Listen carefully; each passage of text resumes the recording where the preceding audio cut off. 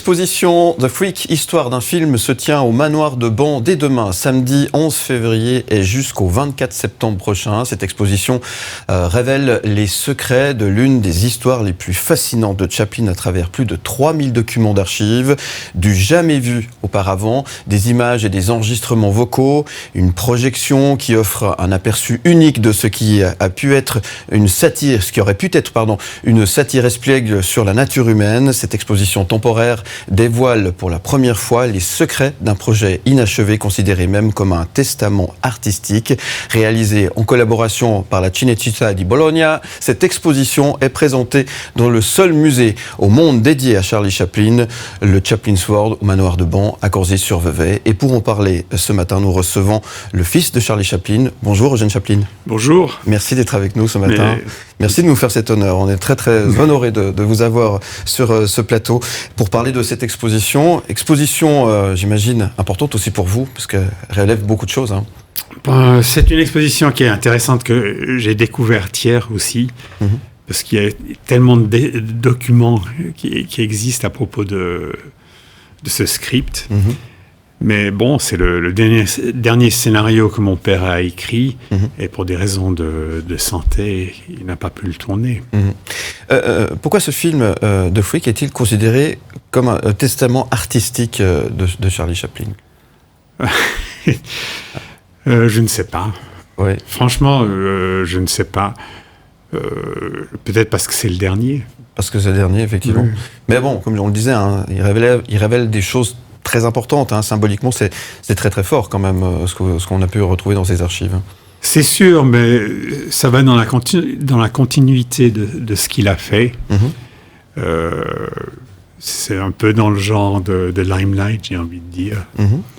Mais bon, c'est une histoire d'amour, c'est une histoire qui est très touchante. Très touchante. Alors, c'est des archives qui ont été retrouvées en 2016, les archives de Jerry Epstein, qui était un ami de la famille, voilà. C'est bien ça. Qui était-il exactement?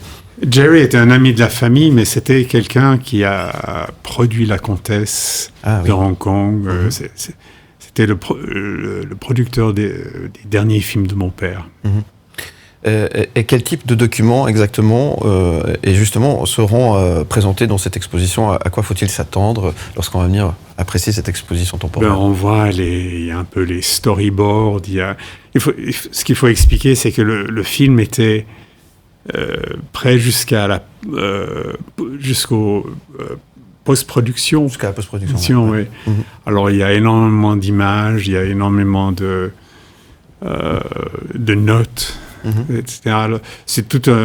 C'est intéressant parce que c'est un peu le procédé. On voit comment mon père travaillait, même que les choses étaient très différentes maintenant, parce que déjà au tournage de La Comtesse de Hong Kong, il avait eu du mal à s'habituer à ce travail.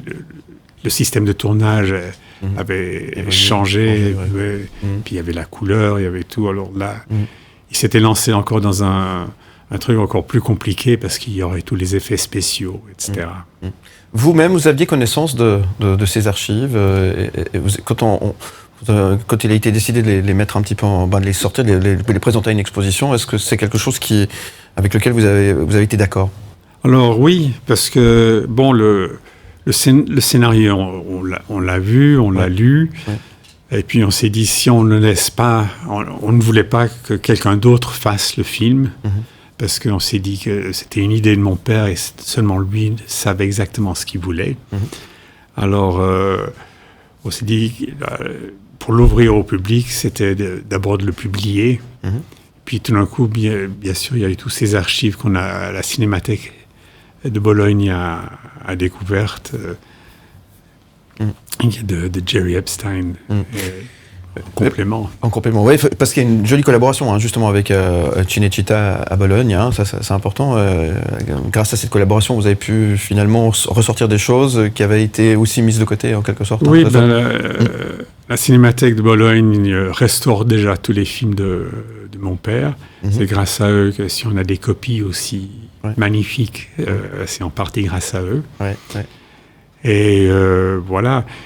Il collabore avec le musée parce que le musée veut faire une exposition par année. Alors il collabore avec eux pour pouvoir le faire.